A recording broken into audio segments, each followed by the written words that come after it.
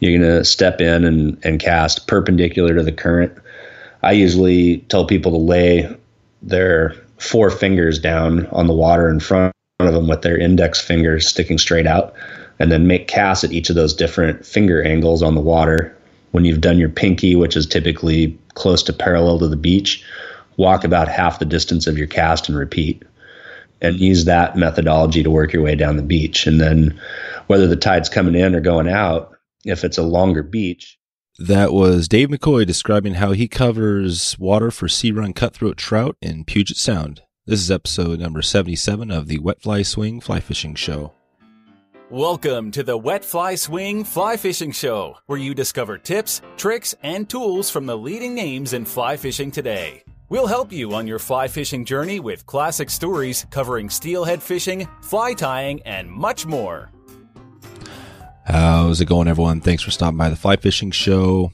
Today's episode is sponsored by the Wet Fly Swing Member Society. The society provides exclusive discounts on products and services from our member partner companies.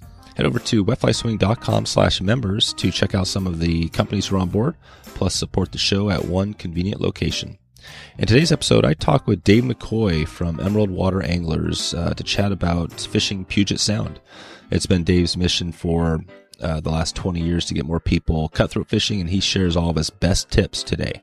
We talk about the characteristics of a good beach, why a one-piece line is best, and why he ties his flies a little bit fuller than normal. Don't miss this one as Dave takes us behind the scenes to get a feel for what it was like to open the only fly shop of its kind in Western Seattle and what it was like jumping off on that one. This episode is sponsored by Deli Fresh Design, an all-American creator of fine, sustainable fly fishing gear. Stay tuned later in the show to hear how Ross does his part with DLD to reduce waste and impacts as he builds great equipment in a sustainable fashion. You can find Fresh Equipment Designs on Instagram at Deli Fresh Design, and you can get 20% off your next order using the coupon code WFS20 at delifreshdesign.com. So, without further ado, here's Dave McCoy from emeraldwateranglers.com. How's it going, Dave? Great. How are you, Dave? Good to have you on here. This is definitely, we've been chatting quite a while. It's been pretty awesome. I think you might even have a little, cold or something going on. I've battled that myself, but I'm glad we're finally doing this. And are you ready to get started? I am. I did wake up with a cold, and I feared if we rescheduled this one that it would be 2021 before we actually got it on the books again. So That's right. It's been one of the harder. Actually, I think maybe there's probably been one or two, maybe one other person that took a little bit longer to get on. But no, this has been it's awesome. Well, I want to jump into part of obviously you have a bunch of stuff going on, at Emerald Water Anglers, but I want to talk get into a lot on the cutthroat fishing, because that's, I first heard about that fishery. It sounded pretty interesting and a lot of fun. So we're going to dig into that. But before we get started, maybe we can just talk about how you first got into fly fishing. Yeah. I grew up in Eugene, Oregon, and my father became a teacher, as it were, to more because he had the opportunity to fish for 3 months a year than to actually take a job he really was excited about it. I mean, I think he was excited to teach, but because he'd have the summer months off to fish, that was maybe of utmost importance to him over everything else. So I was kind of thrust into fly fishing without choice from before I can even remember. Nice. So you've been doing it your whole life life. And so when did you started out there, but I mean, when does the Emerald Water Anglers, can you tell us a story about how you become, into owning a fly shop? I'm not even sure what all you have going, but maybe you could talk a little bit about that. Yeah. I was guiding in Colorado and, on the Gunnison, and myself and 3 other guides that guided kind of elsewhere in the country and in the world at the time. This is all going to sound horribly foreign to anybody that's considerably younger than me, because most of this was almost pre-internet. And I threw out this idea, be seated for this, of starting a website. Oh, wow. Yeah, no kidding, right?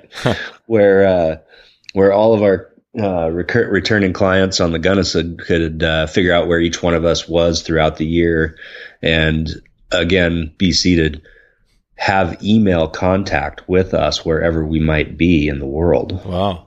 Yeah. Wow. What year is this? What year is this when you put this together?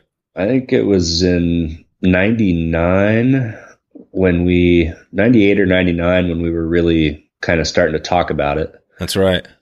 And then my wife actually came up with the name because we had decided we were going to move to Seattle from Telluride. And one of our really good friends called me over to her house one day and said, "Hey, check this out. I got a present for you." And she was a early web designer, still is a web designer, but was in it pretty early, and she built me the first website. Oh, wow. And why Seattle? My wife and I are both from Oregon, so it was closer to home, but not too close. Yeah. It felt like there was a lot of fly fishing opportunity in the area, and I had somehow harangued my wife into giving me just a long enough leash to guide for another year or two before I maybe had to get a real job. I kept straining at the leash until I finally was able to turn this into something that resembles a business. So, that's cool. And now, when you look at it, I mean, I'm not even sure what all you have going. Can you give us a quick snippet of what, maybe how your shop is different from some of the other shops out there and what you do mostly? Well, it's all of that'll be semi-subjective, I'm sure, or come across as such. But when we were just a guide service in Seattle for about 15 years, and I had some fabulous staff come through our doors and work for me, and it was just really frustrating every couple of years having to hire new people and train them and find somebody of that caliber, so I had finally found a guy that was really willing to walk this walk with me and talk about opening a brick and mortar store in conjunction with the guide service. So, I could talk for 2 hours on how all that came to be, but shortcut to it is that, you found the right person. Yeah. I found the right person. We opened it, and, we really, guiding in Colorado, I think, showed me a lot of stuff that a lot of people on the western side of these western states, at least in the Pacific Northwest, not everybody, but a lot of them have never really, still to this day, don't really grasp the value of it. But in Seattle, I always wanted to have a guide shop and a guide service and a fly shop. I think they meld perfectly together, and they both support each other if done well. And I think the Seattle area is a phenomenally diverse region to fly fish 12 months of the year. Mm-hmm. When I moved here, there wasn't really a guide service in Western Washington. No kidding. Well, there were single guides, like there was Deck Hogan and Scott O'Donnell and all these, single individual people, but there wasn't like a centrified service that covered trout and steelhead and carp, stuff like that. So, and is there now? Are there other fly shops doing the same thing as you up there?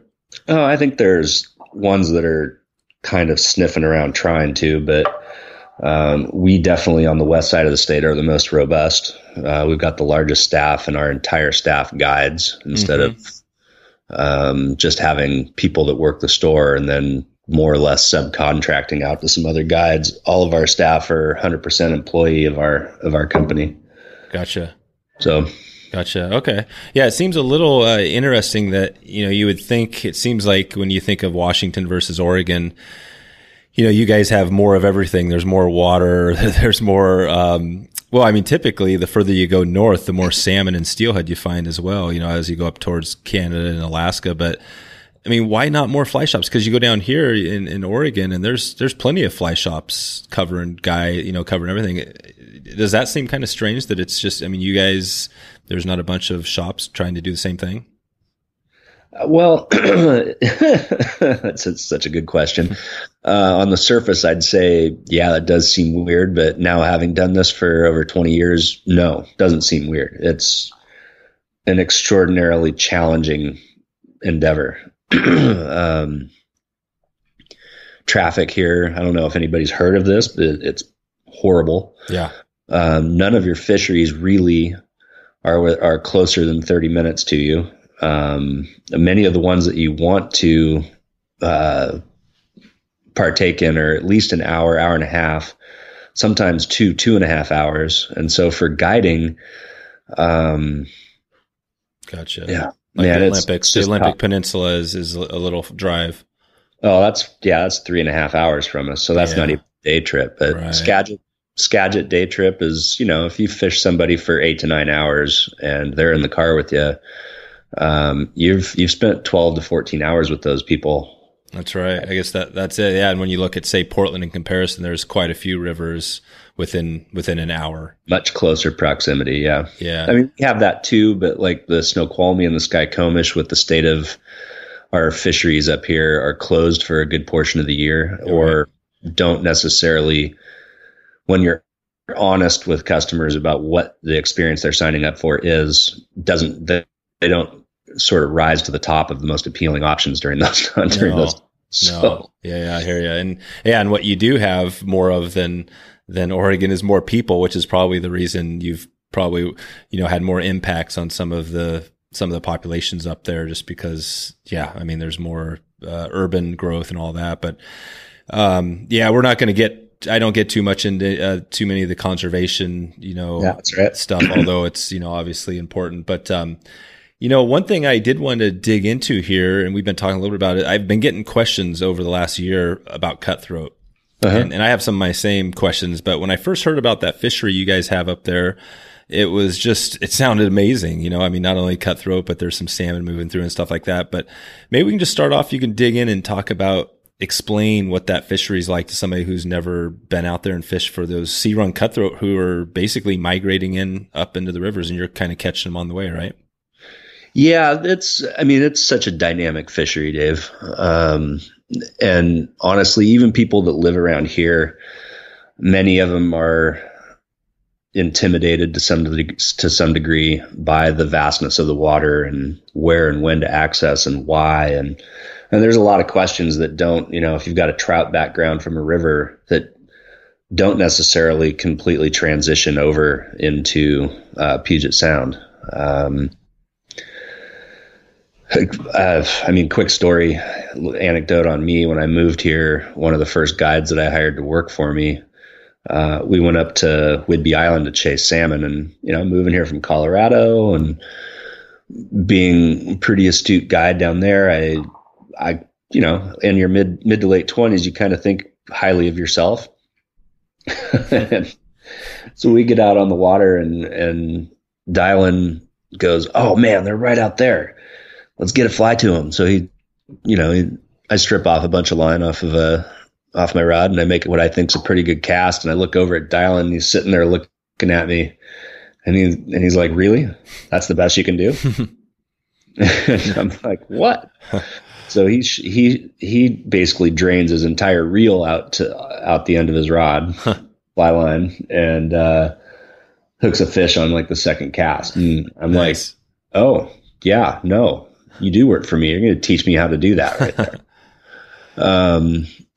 It humbles you. It's a challenging fishery, but it's incredibly rewarding in so many ways. In particular, I like the idea that, with bad traffic and with people's busy lives around here, if you live on the I-5 corridor from Everett to Olympia, you probably live within 20 minutes of a beach on Puget Sound.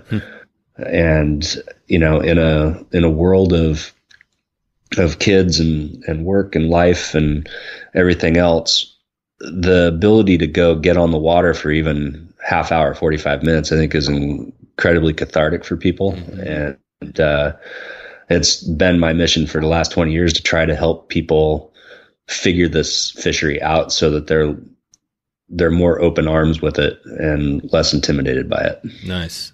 So yeah, basically if somebody was listening to this and just ran into this podcast and they had never been out there at all, even on the beach fishing, could you walk them through the steps of, kind of what they need to get out there and have a shot at catching a fish, and just talk about everything from, basically, I guess timing would be one thing. When is the best time? And then talk about some of the gear and stuff you need. Sure. Yeah. I think, I do quite a few presentations every year on this fishery. So I don't want this to sound canned at all. But basically, the first thing, and I say this half jokingly and half not jokingly, but, regardless of your casting and fishing ability, when you walk out onto the beach, anything that's beyond your fly, don't worry about it.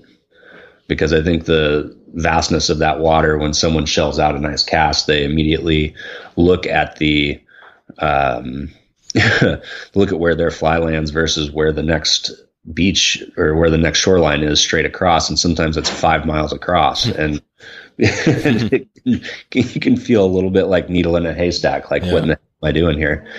The other thing I try to help people do is, if you live down south or if you live up north, try to find 2 or 3 beaches that are close to where you live that you can get to easily at any given time, and go see what they look like at the highest tide and the lowest tide, so you can understand what you're fishing over and if they're fishable at each one of those tide levels, because there are beaches that at super low tide are worthless, and there's beaches at super high tide are incredibly difficult, if not impossible, to fish. So some of that core basic knowledge, like you would have in a river, is, I think, very important for people to understand moving forward with trying to approach the sound. Okay. And is there as far as beaches, are there some that maybe have more fish migrating through or around, or others that you wouldn't even want to go to? Or can you just go out to any beach and expect there might be a trout out there?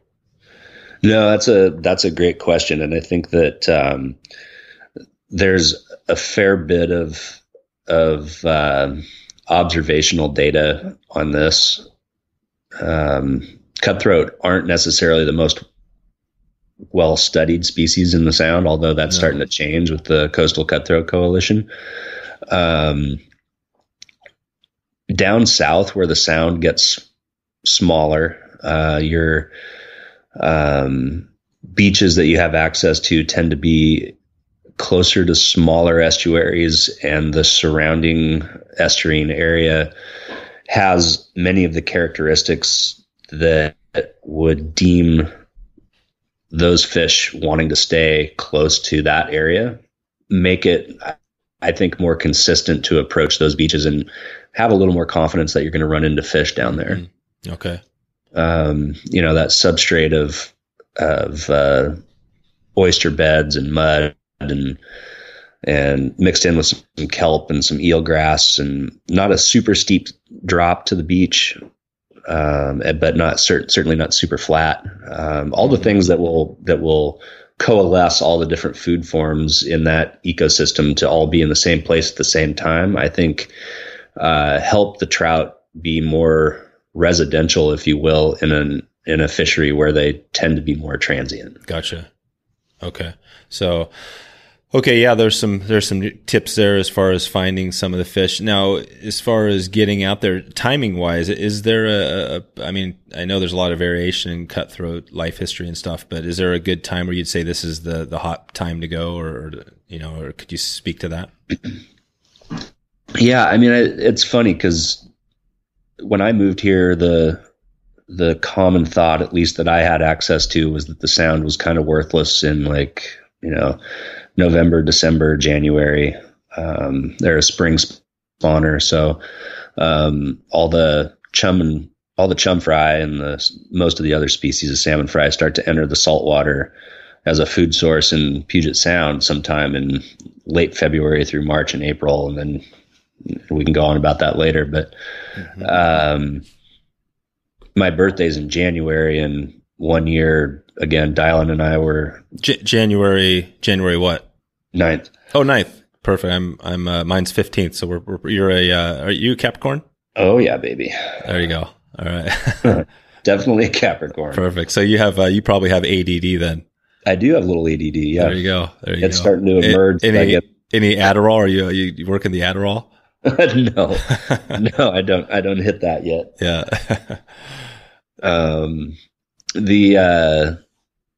What was I just going to say? I forgot. I interrupted you. No, it's totally fine.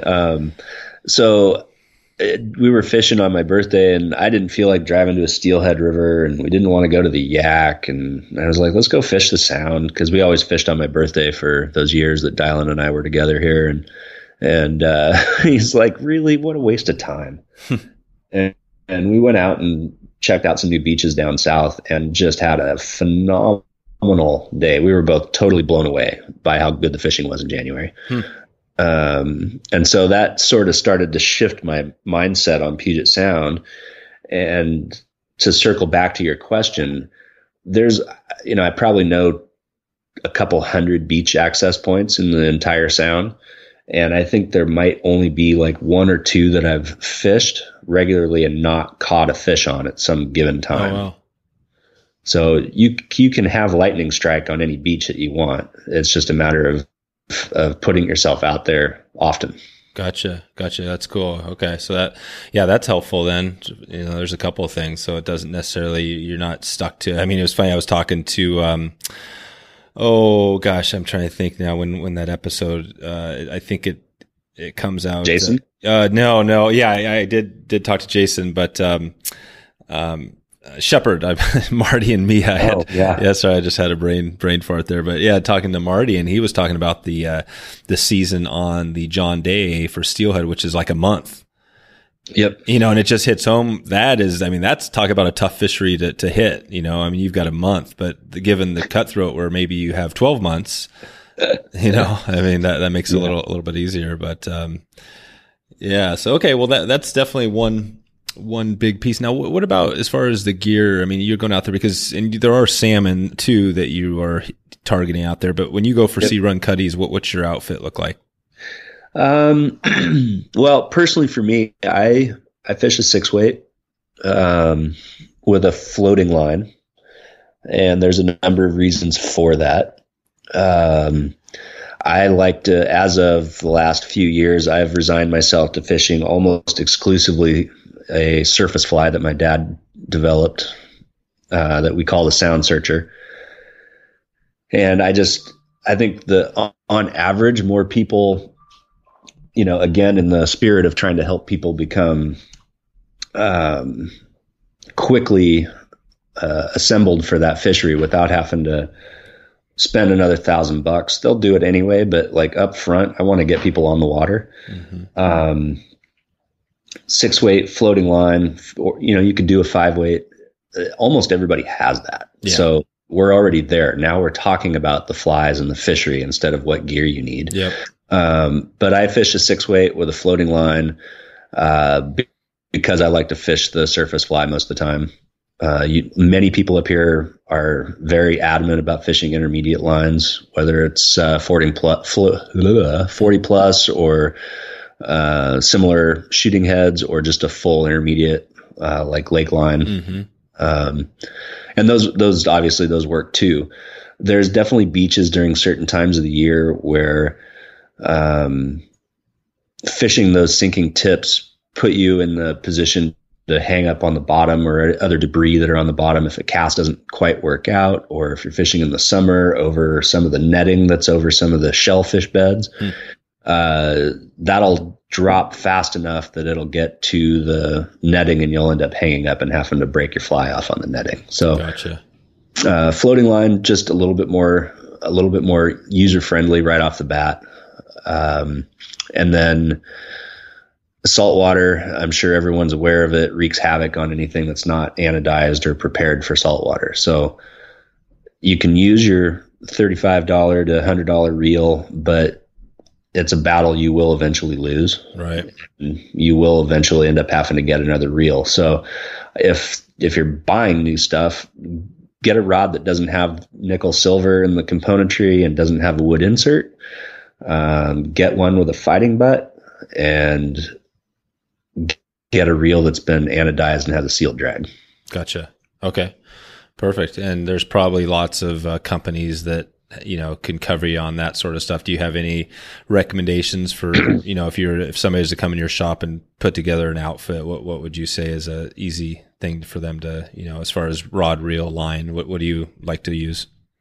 Personally, I'm using Thomas & Thomas. Their new 250 exocett SS rod is a really, really nice stick for out there. It's an 8-foot 8-inch. Tip recovers quickly. Why the 8-foot? Why the 8-foot 8 inches versus a 9-foot, or even say a 9.5 or longer? That's a good question. The one thing that I've seen over the years with Puget Sound is that if you compare it to a trout river, even if you're floating it from a boat, you're trying to cast as far as you can all day long. Literally. Right. All day long. And it's not bone fishing or tarpon fishing, I tarpon fish, I'll be able to handle this. Well, tarpon fishing is opportunistic, as is bone fishing, and you might go hours between casts. And so here you're literally casting as far as you can most of the time all day long. People just wear themselves out. Right. I'll do on full day trips, I do late lunches, because if I stop for lunch at a normal time, yeah, after lunch, their arm is shot. We have like another hour and a half before it's just falling apart. So, and why is that? If you're to, again, if you hadn't fished that area, so, you've got your setup now, you're at the area. Why can't you just go up there and, make a 40-foot, 30-foot cast? Can you take us to, you're sitting there on the beach, how you find a fish, and why you have to cast so far and so often? You don't have to. But you try to. Yeah. Just because you want to, everybody enjoys doing the, what Tom Larimer calls the hero cast, right? Yeah. The hero casting. Yeah. Well, and you're almost always going to find yourself in a place, regardless of the beach, where, there's going to be fish showing themselves beyond where your fly is. And so it puts you in this position of wanting to extend your cast 10 feet, 15 feet. And whether that's wading out to your chest and compromising distance that way, or it just is simply asking for a cast you can't deliver, you're constantly trying to do that regardless of it. The total, break it right down, come right down to the facts. We catch most of our fish at 30 feet. Yeah. So if you can cast 40 feet and you're comfortable with that, and you can, you're secure enough in your mind to be able to ignore what you see at 60 and 70, and just fish the 40, Yeah. Yeah. That's great. Cool. Okay. And the fly, you mentioned the sound searcher, your dad's pattern. I'll try to put a link to that or something similar in the show notes if I can, but what, can you describe that to somebody who hasn't seen what that looks like, or just and also what a typical cutthroat fly might look like? Yeah.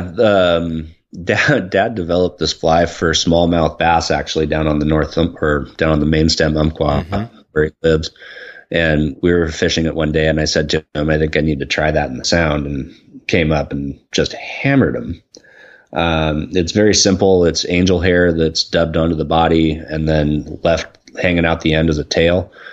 You've got foam that's pulled from the back up to the front and tied off with looks a little bit like a crease fly or a waking fly, with an eye epoxied on the bottom.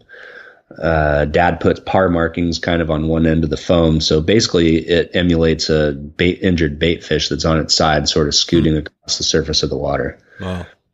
That's cool. It's a very simple pattern to tie, but it's very effective. So when you cast, you make your hero cast or whatever out there. And so are you what's the stripping like, or what's the next step after that, after the cast? Generally, what I tell people from the beach is, when you step out onto a beach, this is an observant sport. And I often see people just trying to hustle into the water as fast as they can. And there's so much you can learn from just taking a few moments before you do that to just look at the water. So especially if you've got a high vantage point, rig your rod up high where you can kind of see what's going on out in front of you, and watch the current. Can you tell which direction the tide's moving? know your tides. Is it at the low, or is it at the high, or in the middle? Is there new, if this is a newer beach, or this is a new season for that beach, is there any new, structure out there, like seasonal kelp that started to emerge or anything like that? And how does that change that current that you're fishing across? And most importantly, are there any fish rising anywhere? Because you will see cutthroat oftentimes pushing the surface, jumping clear out of the water. No kidding. So on and so forth. So a lot of times they will raise their hand and say, hey, here I am right here. And that gives you a point to start at, because a lot of people look at the beach and it's really difficult to say with certainty, this is exactly where you want to start. Right. A lot of the beaches where the substrate's pretty uniform, the full length of the beach. So get in, figure out where you can step in and work with the tide, as opposed to like we're accustomed to in rivers working upstream.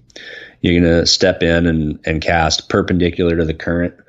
I usually tell people to lay their 4 fingers down on the water in front of them with their index fingers sticking straight out, and then make casts at each of those different finger angles on the water.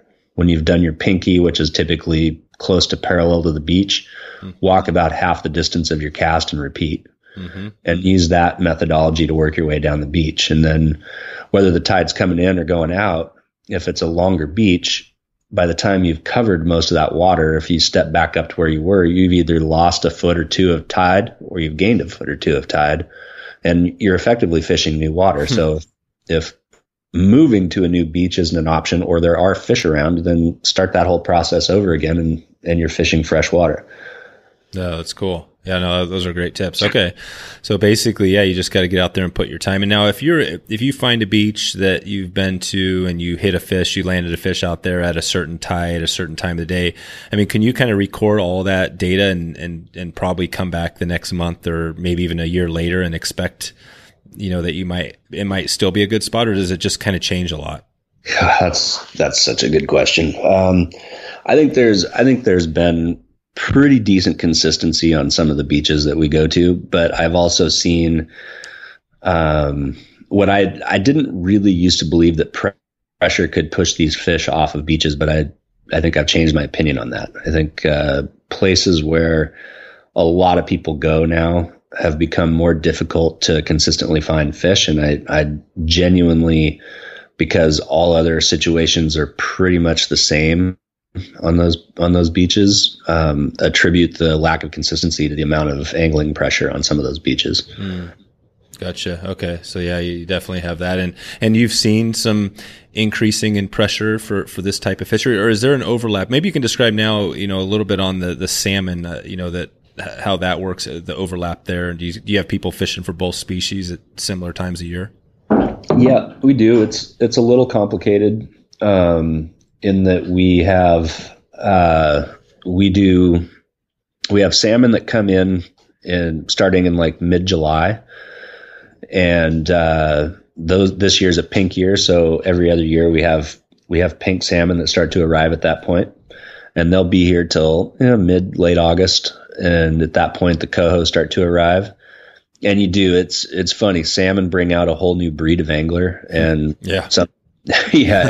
and sometimes just people that don't come out the rest of the year come out just to fish for salmon. Yeah. And the tactics really are fairly similar. Your flies, for the most part, fairly similar, albeit that the pink flies for pink salmon seem to be the only way to go. If you really want to truly catch pink salmon, it needs to be a pink fly. Oh, yeah.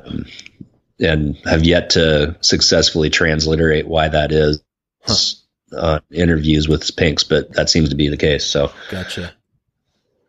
Okay. And so is there a time, so if somebody wanted to, just wanted to do the Sea-Run Cutthroat fishing and they wanted to avoid some of the crowds, is there a time where you can go where there wouldn't be any salmon? It'd be kind of less pressure? Yeah, I think the salmon beaches are fairly well known. Lincoln Park is a fairly sizable one, pretty close to the store, and when you walk out to it from the parking lot on the south end of the park, you see a couple people out there usually, and you don't really truly understand how many people are out there till you get out to the point and look to the right, and there's 200 people standing there. No kidding. And you're like, Yeah. You're like, oh God, not Wow. fishing here today. Yeah. It's crazy. So I think my take on this is, the fly shops, our goal should be to help people be successful on the water. And in doing so, I understand that people have a state of mind that there's places you don't want to share with the world. And I'm not going to say I'm immune from having that feeling, but I also believe that spreading out angling pressure by sharing other places and helping other people find their own water that they can kind of call their own is also equally important. Mm-hmm. And so I regularly sit down on Google Earth and ask people where they live and point out access points of places that they should maybe go check out, because I think that as much as there isn't a bunch written about the Sound out there as far as access, there is some.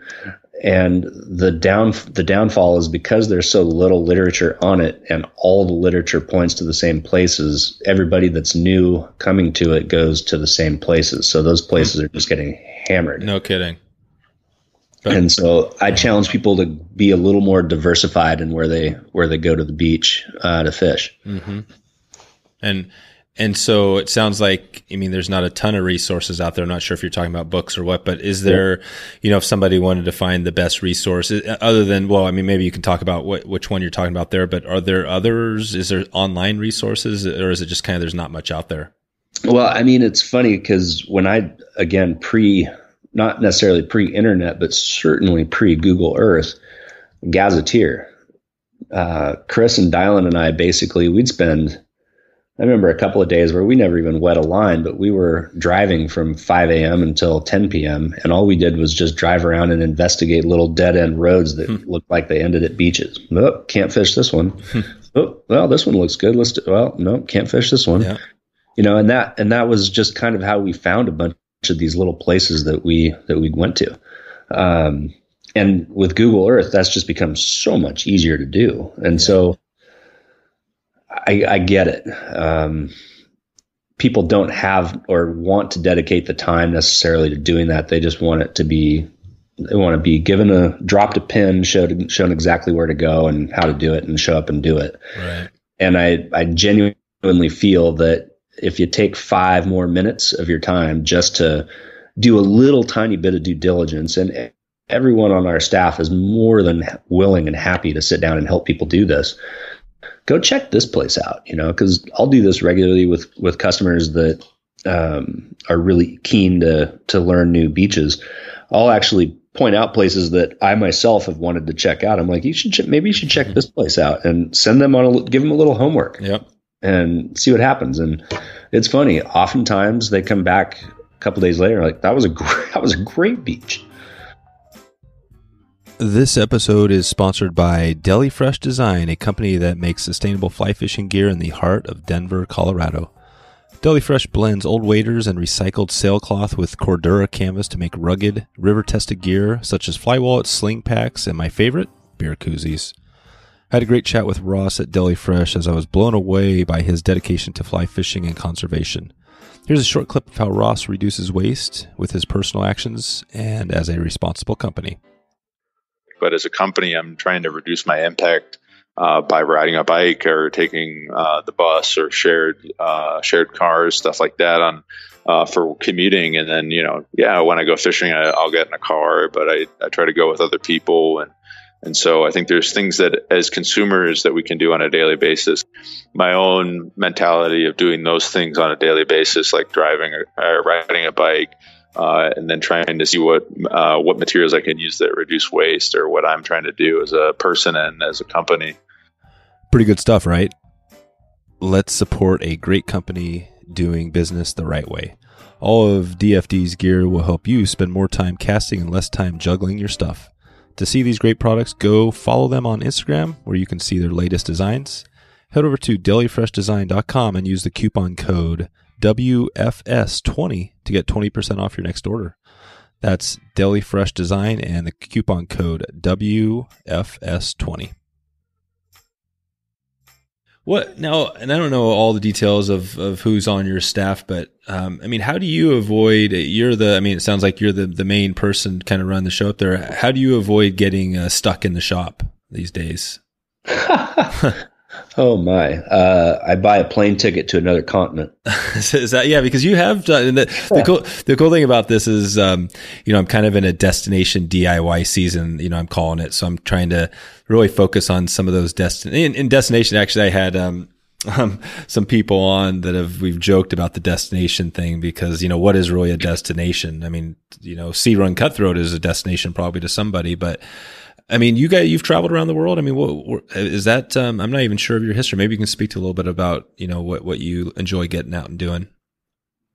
Well, you brought up a couple of great points. One, I do believe Puget Sound should be a destination fishery. I think Seattle's underappreciated as far as what it brings to the angling world, just by virtue of if you're here in anywhere from, well, God, just about any month of the year, there is so much to do here at any given time. As long as you've got an open mind and have rod and are willing to chase fish. So what about right now? April, what is it, mid-April?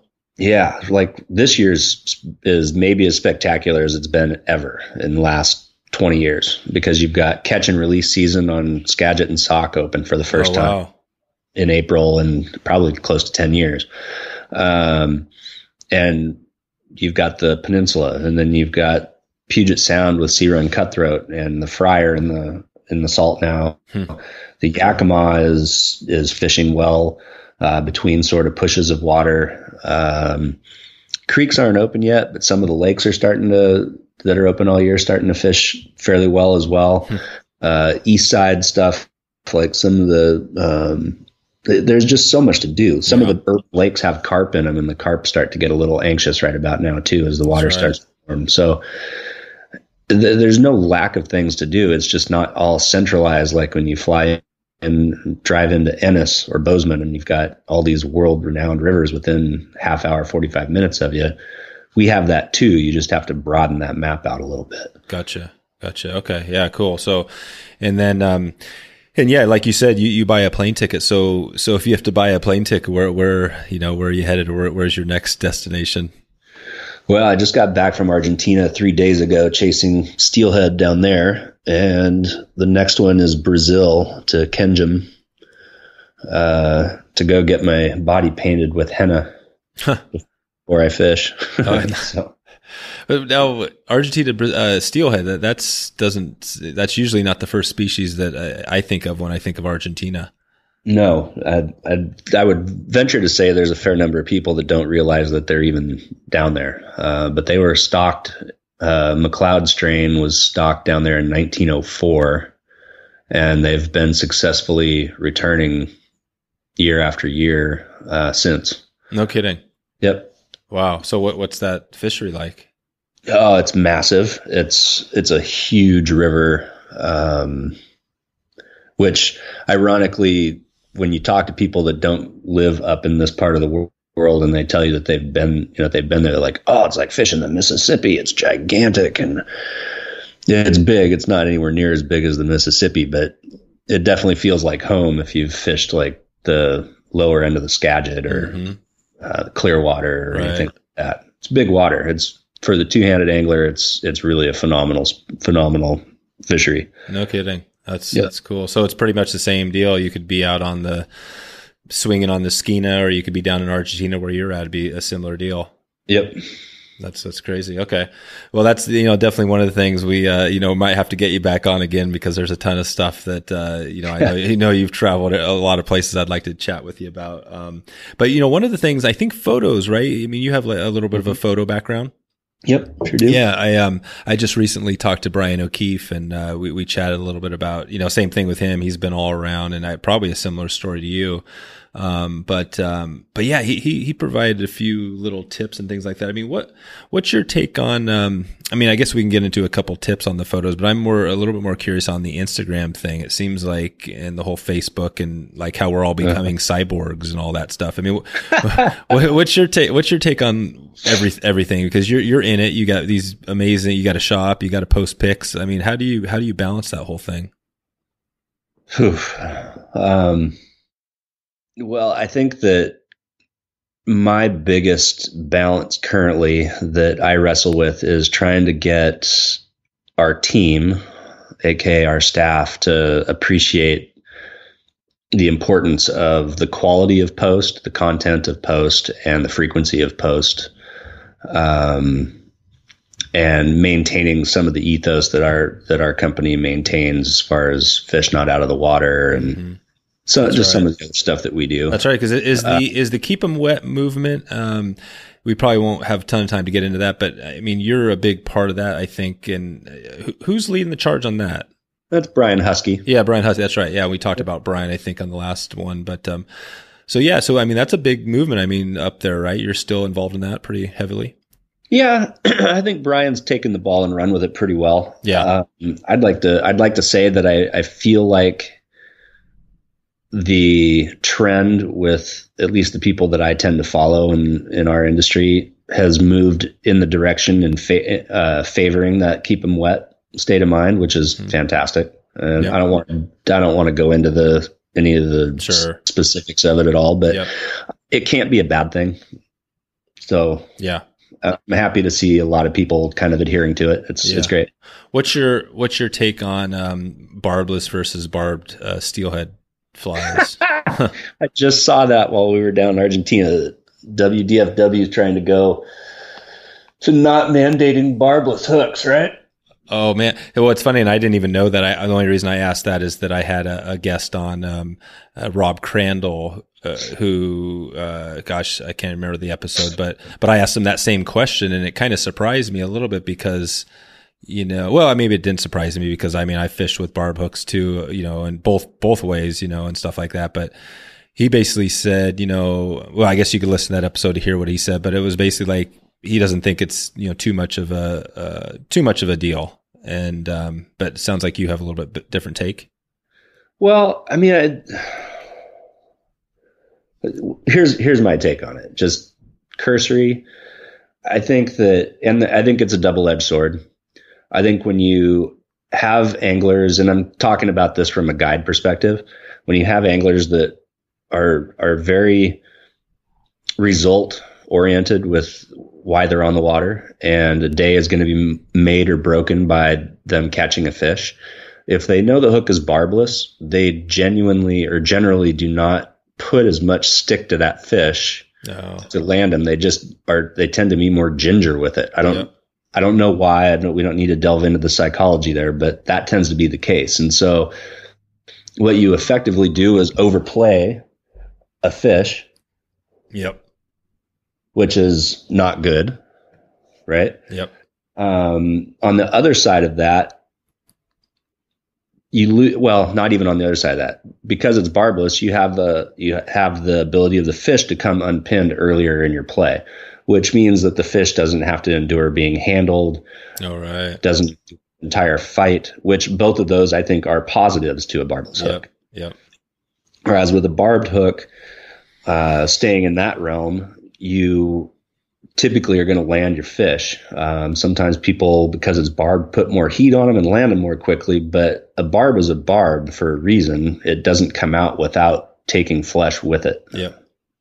And so if you hook a fish in a sensitive part of the mouth and it's got a barb on it, it's not always going to come out clean, but if it's in the tongue or the corner of the tongue and the barb comes out and takes part of that with it and you bleed the fish out, it swims away, but it swims away dead. That's right. No, and I asked that. I guess my perspective on it is, and I fished plenty of barbed hooks in my life, but, kind of my first trip or whatever, second trip up the Skeena, I guess, or maybe it was the first, it was, we were all barbless, it's barbless. And I caught some of the biggest steelhead of my entire life up there, and I had no problem. I don't even remember losing a fish. And, that's a matter of, just kind of understanding steelhead and how to play him and all of that stuff. So I think that's a big part of it, but there's a confidence thing there as well. Somebody who maybe doesn't have the confidence, it would be a little bit bigger struggle, but, no, that's cool. I don't want to go too far on that, cause I know that's definitely, obviously it's a WDFW has got some stuff going on and everything, but, there's so many topics obviously on that end. I did want to keep it, as far as on the stuff you're doing, some of the fisheries. I mean, is there anything else you guys focus on when somebody comes into the shop and they want to do it? They want to get into a trip, maybe a guide or whatever. Where do you point them first? Is that Sea-Run Cutty fishery one that's pretty popular? Yeah, Sea-Run Cut are typically right atop the list. When I started my business, my goal was to travel around and fish /guide,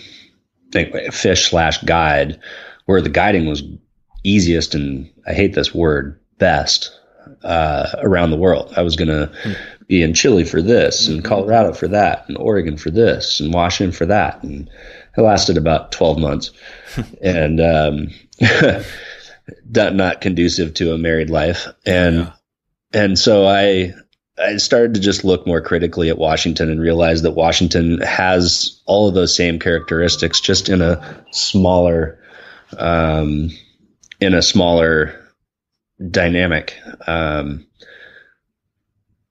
Right now we've got Puget Sound as phenomenal. Steelhead, we have steelhead rivers open that are, they have fish in them. So those are options. The Yakima is coming into its typical spring season, so that's phenomenal. And as soon as we start to get tired of that, the forks of the Snoqualmie and some smaller streams start to become on the plate, and then carp and bass throughout the summer. Right. And the time we get tired of that, you got fall steelheading, cruising into winter steelheading, and it's just a constant sort of changeover, which is terrific. It means our staff needs to know more and be more adept at more fisheries and know that much more equipment specifics. But it also means that we have something really, really fantastic to offer somebody just about any time they show up in Seattle. Yeah, that's cool. And you mentioned your staff there. That's kind of in getting back to that point. How do you avoid getting stuck at the shop? I kind of asked that jokingly because we've talked about that with other shop owners, in the past. And, buying a ticket and stuff, but part of the struggle is that, if you don't have confidence in your staff, because people are coming there looking for you, right? I mean, is that not the case on your shop? Yeah, no, we definitely get that. I really like, how do I say this? Yes, some people do come in to the store and ask for me, but I've tried to give each of our staff a component of the business to sort of oversee or be the expert on. Mostly because it enables them to really dive neck deep into what they're really passionate about. And for me, having a staff that's knowledgeable, friendly, and passionate about how and why they are doing something, and collectively we are doing something, is of utmost importance to me. I can't have somebody who's just sitting there in a mundane way, twiddling thumbs, saying, "Go, the shop stuff sucks," Right. I just won't hire a person that has any capacity for that. So, like Caldwell is running our steelhead and swing program and has really started to take off and run down the trout spay on in the saltwater for cutthroat as well. Cool. Yeah, I was going to ask you about the spay. So you're doing a little bit of the trout spay. Yeah, absolutely. A ton of it. And there's some, I think the trout spay rods have been around for quite a while, but lines are finally starting to catch up to where that's a very astute tool for a lot of different fisheries now, which is super fun. Gotcha. That's cool. Yeah. That's cool. So I want to jump back in just to wrap up the cutthroat, make sure we didn't miss anything. But before I get there, again, you mentioned you kind of started from the beginning, fly fishing, you think about, you're running a business. I'm not sure what your plans are the next 20 or 30 years and things like that. But is there a story in the past that influenced you going all in on where you're at? Or, is there a potential that you're doing something else in your life right now as opposed to a fly shop owner and everything? Huh. Wow, that's pretty philosophical, Dave. Yeah, I like to try to get a little deep occasionally. It's a tough question because, sometimes there isn't that story, that was the big, I've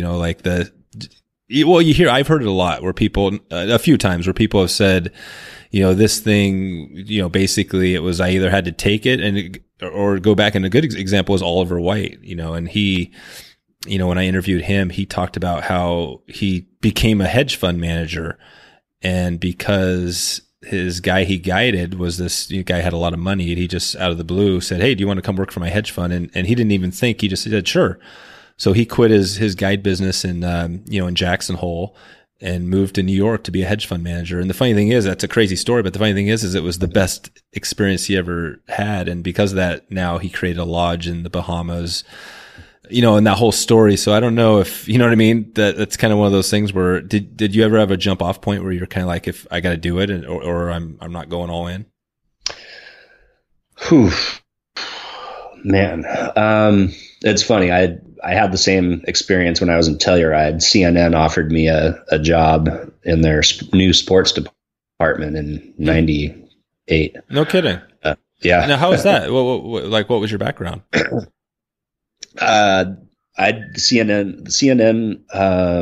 a bunch of bigwigs from CNN were in Telluride for a little Bud business unit group meeting, and I took them fly fishing for a couple of days. And one of the guys that I had was in charge of staffing this new CNN sports direction that they were going to take CNN in, and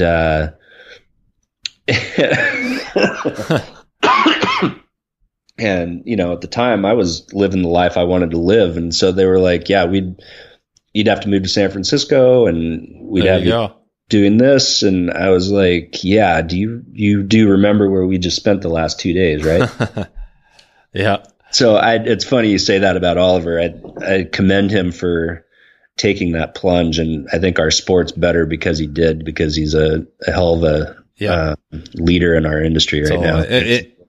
And who knows with him too? Yeah, you never know. Maybe he sticks where he was and things. He's still in fly fishing. It's the same deal. But no, that's interesting. You had a similar. I guess you guys. That's part of the thing. You're guiding over there in some of these destination spots. Yeah, you got a lot of people with a lot of money coming through that have and those people. I mean, talk about people that are willing to maybe think outside of the box, right? I mean, that's part of their job. That's how they got to where they are. Absolutely. Yeah. They saw some little piece of shine in you. Yeah. To expand upon or explore. And so I guess since then, no, I think, if anything, I continue to try to personally evolve so that our business or my business can do the same. I really don't want to be stagnant. I really like trying to be on the front of things that I feel are going to be trends or important to the industry moving down the road. How do you do that? I mean, that seems like a big challenge to me. How do you stay on the front end of the trends? Well, that's funny because I tell most of my younger staff now that they've got it so easy these days. It's ridiculous. Back in the day, Brian O'Keefe being one of my favorite people in the entire world. If I wanted to meet Brian O'Keefe or talk to him, I had to call a magazine or I had to call, one of the companies that he was repping for and see if they'd give me his phone number. And if not, can I send you a letter and have you forward it to him? And then you sit around and you wait for them to either call you or write you back. I mean, it's almost unimaginable considering the day that we live in now, right? That's true. And now if you want to meet Oliver, you go to his Instagram page and shoot him a message. It's amazing. And be like, hey, dude, I dig you. Can we chat? And it's such a different paradigm now. So I I think it's pretty easy. I think the hard part is really the willingness to be elastic in how you run your business. Okay. And it's easy to get stuck in a rut that's working, and to step outside that and put yourself in a position to change and go against the current that you're flowing with right now, which sometimes you have to do, is hard, and you have to be willing to do that. And I think that the only reason I'm capable of doing that as well as we do is the staff of people that work for me and their willingness to, and the youthfulness that they bring to our company. It's as a team, we're unbeatable, but individually we're fallible. Cool. So. Cool. Yeah. Maybe if we have time, then I'll try to dig into a little bit about how you find good staff, because I know there's people here that I'm sure are listening that are, affiliated some way to the fly shops. But I want to hit back on, I love that you mentioned O'Keefe and the fact that, his message and stuff, because when I interviewed him, he talked about, I was trying to dig into what it was like being a rep. And he talked about how, he would, before cell phones, he would do his answering machine and be like, okay, I'm Brian, I'm gone, this and that. And the funny thing is he would go down to out of the country for like 2 or 3 weeks, and the companies he was working for didn't even know where he was. And right. It's just classic. I mean, talk about a pretty different time, right? I mean, you keep track of everybody, right? You kind of know where everybody is. So no, I think that's pretty funny, but it's a good point you make. So yeah, well, let's see. I mean, we're about getting pretty close to an hour. I just wanted to touch on I have a few questions just to follow up on the Sea-Run Cutty. So we talked about the flies. We talked about one fly. Are there any, if you're going to tie up some flies, is it pretty standard? Is there any type of flies that, if I was going to tie up a few right now, you would recommend style wise? Well, yeah, I think I've got a couple of things that I want to make sure we talk about Puget Sound before we bail on this. Okay. This is one of them. Fly-wise, flies are flies. So for every fishery, fly fishing is an emulative sport and imitative sport. So you want to try to understand what you're trying to represent the best you can. And I think that there's enough data out there with regards to the food forms that cutthroat eat, that fly tying being a form of art, you can go and look at what some of these food forms are and develop your own flies. You don't necessarily have to use a recipe, but look at what the small shrimp and the euphausids look like, and look at what the worms look like, and be creative. Create your own stuff. And on the bait fish that are so prevalent, from sand lance and herring and perch and all the salmon fry and stuff like that, mostly, at least for me, I pay attention to eye size and where its location is on the body, if you're using epoxy in the head at all. And other than that, I generally don't like to use heavily weighted flies. I like flies that move more parallel to the water column, in the water column that they're in, as opposed to do a bunch of vertical migration and dropping like a clouser does. Yeah. One, I think it's easier for most people to cast. And two, I think when you look at how a lot of the bait fish tend to elude predation, some of them do dive, but by and large, they scoot more quickly on a level plane where they're being chased. Right. So I think you're being more representative by using stuff like that. That's cool. Yeah, no, those are good. Those are good tips for sure. Okay. So when you're casting out there, you're perpendicular to the flow or the tide or however that's coming in. And then you're stripping across, basically trying to cross it in front of their path as they're feeding. So if your fly is just kind of under the surface film or whatever, that's fine. You're catching, so these fish, are you almost seeing them come up out of the rising, seeing their mouth come off of the surface of the water?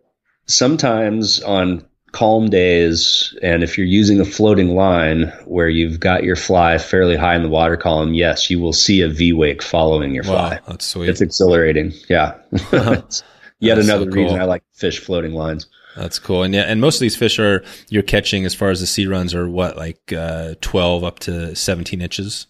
Yeah, that's a good base average. I mean, we've caught larger, and we certainly catch smaller.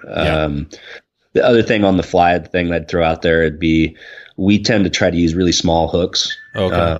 You'll find a 4-inch to 6-inch cutthroat eating a 3 to 4-inch fly. And if your fly's got too big a gape on it, you oftentimes hook them right in the head and kill them. Oh, gotcha. So we tend to try to get people to use smaller and smaller hooks for their flies. Gotcha. What's a typical like style or brand of hook that you might use? Funny enough, you can spend more money on saltwater hooks, but I actually use kind of standard streamer hooks, freshwater. That way, if you ever do snap one off in a fish, it just rusts out that much more quickly. Oh, yeah. The other thing I tell people tying bait fish is always tie your flies just slightly longer than you think you need, because you can trim when you're on the water to match size if you feel like you need to. Gotcha. But it's difficult to add material. Okay, cool. And so, yeah, what are we missing? Are we missing anything here as far as if you're, kind of brand new to it, you grab your 9-foot 5-weight and you're heading out there? Is there any other tactics or tips you want to provide to help somebody find their first fish? Yeah, don't feel like you need to wade out to your waist. I see a lot of people standing out to their waist and their chest, and if you're standing that deep, especially on beaches with a lower gradient, unless there's a fish that you're literally casting to, you're standing in that water depth zone where the fish will typically want to be. So it's better to be ankle to shin deep, knee deep, maybe. Okay. What is the zone? Is there a depth zone that you try to shoot for? Yeah, I mean, I'd like to say 1.5 to 6 feet. Oh, okay. Yeah, up to 6 feet. Gotcha. I mean, you can catch them a little bit deeper, obviously, too. But, when you're attacking them from the beach, they're looking for food that's going to find sanctuary where you're standing typically. Gotcha. Okay. This is good. Okay. Yeah. It sounds like, I think probably from what we talked about, you could go up there, find a beach and, find a spot and just make some casts. Do you guys also use, would a spay rod or any of that come in handy? You're out there. Do people do that at all? Yeah, I started using trout spay rods about 7 or 8 years ago out there. I wasn't really happy with the line configurations at the time, as far as you really want a one-piece fly line out there. All the loop-to-loop connections from tips and heads and running lines just gather kelp and they just illuminate the fact that you've got a fly line in front of your fly. So a one-piece fly line is ideal, and the new SA, Scandi, and Spay lights in Skagit and Scandi are pretty sweet little lines on a variety of different trout spay rods. So, yeah. Okay, perfect. And well, I think unless you have anything else, I wanted to just jump into a couple. I got a little bit of a rapid fire round here. If you want to jump into it, yeah. Yep. So, I guess one thing I wanted to just touch on, this is more of just a mindset question, but when you started your shop, I'm not sure how it all went down, but can you just take us to that moment when you first opened the doors and what that was like?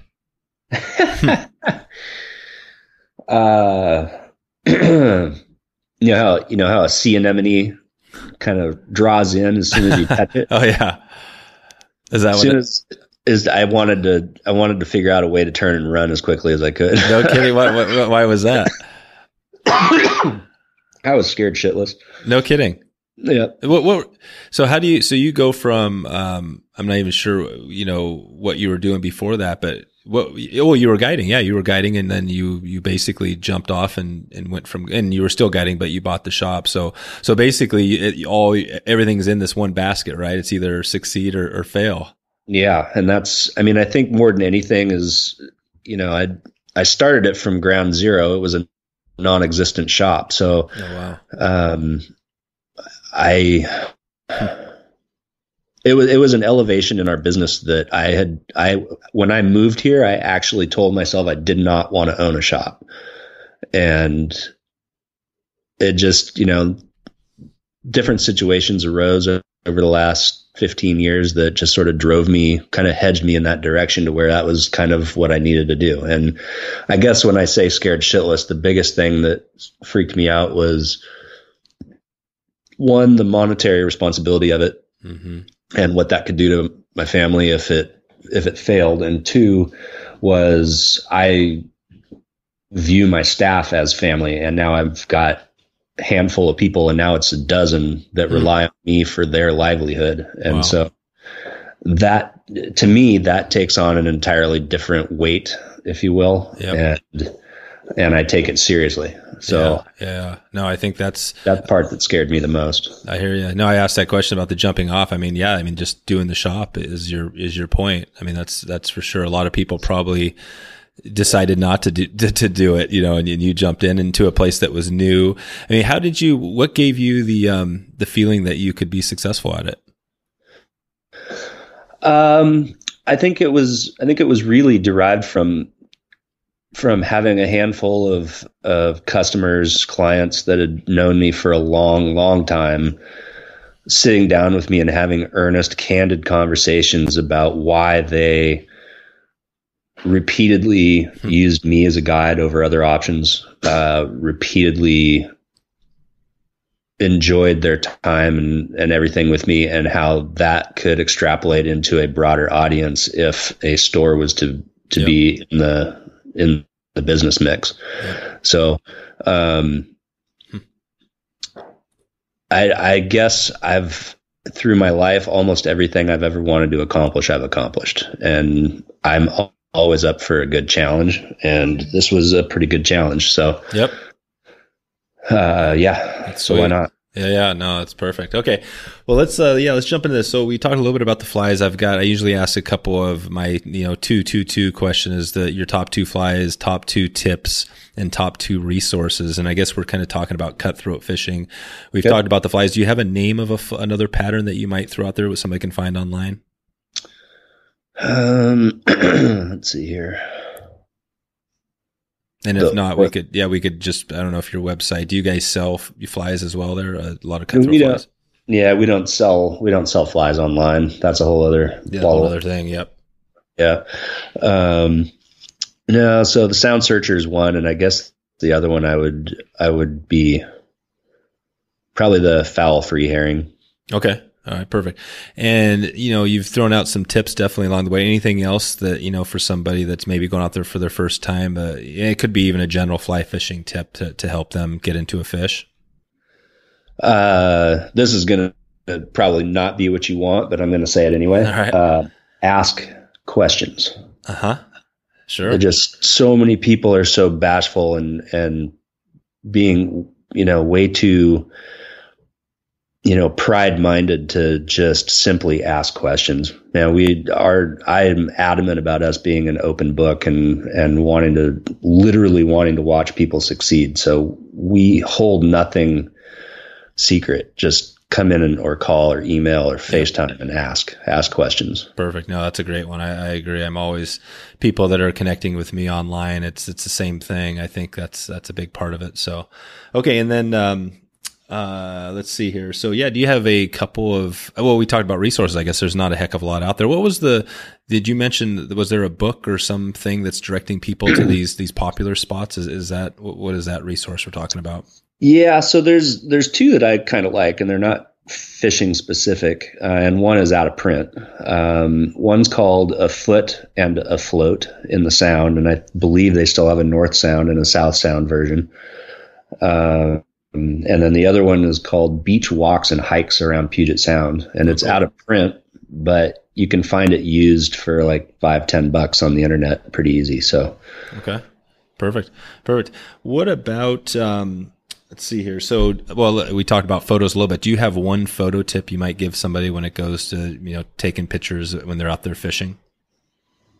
Oh boy. I know there's a bunch of different things we could talk about here, from, fish pictures to whatever, but I don't know if you have, what did Brian say? You know what Brian said? Well, the funny thing about Brian, I didn't call him out, but I went back to a Tom Rosenbauer interview he did back in 2011, and he that whole show was like O'Keefe's top 10 photo tips, right? So, yep. And they were great. I mean, some of them were like, just obvious stuff, like always put it on, either a tripod or have it stable, to things like getting your angle, sticking it on a stick and having your camera at a different angle that's not eye level. Right. So right.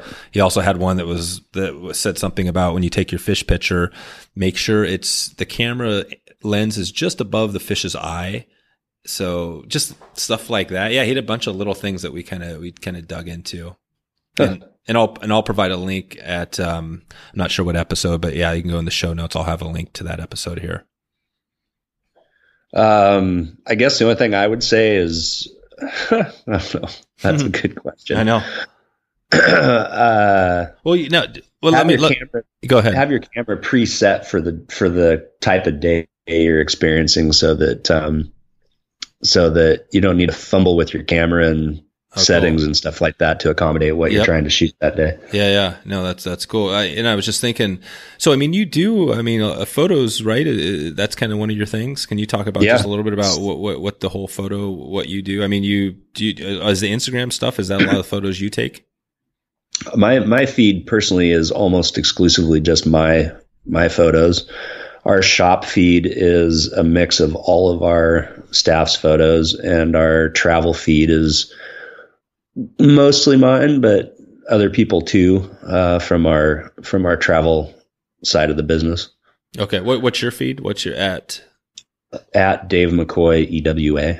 Okay, cool. Yeah. And then it's, just at Emerald Water Anglers, or the other feeds. Yeah. It's at Emerald Water Anglers WA, and then at EWA Fly Shop _ Seattle. Okay, perfect.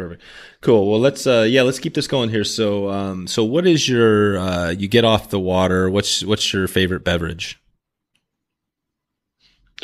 Changes like the fish seasonally. Sometimes it's a nice Malbec. Sometimes it's a straight up tequila shot. There you go. Nice. Yeah, you mix it up. Okay. What about, as far as, your best just generally fly fishing, do you have a book, magazine, video, or some resource that is, you would recommend or you really enjoy?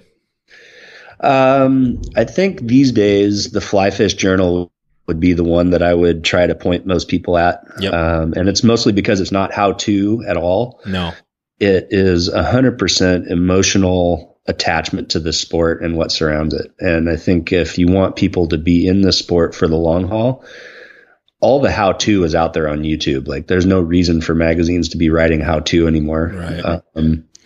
And I think the Fly Fish Journal is the pinnacle of bringing story and emotion to the sport that we love so much. Yeah, no, I agree. I think, I've had Steve Duda and Jason Rolfe both on the podcast. I'll have links to those as well in the show notes. And it's a little bit, it was newer to me, when I first started chatting with those guys, but it's definitely, and now I've had, River Horse, Nakadate, and, that guy, that guy's definitely a piece of work. So, and hopefully, actually, I'm going to head down to Texas and, go hang out with him. So, let's keep this rolling. So what about, your music? Do you have a favorite band or type of music you like to listen to?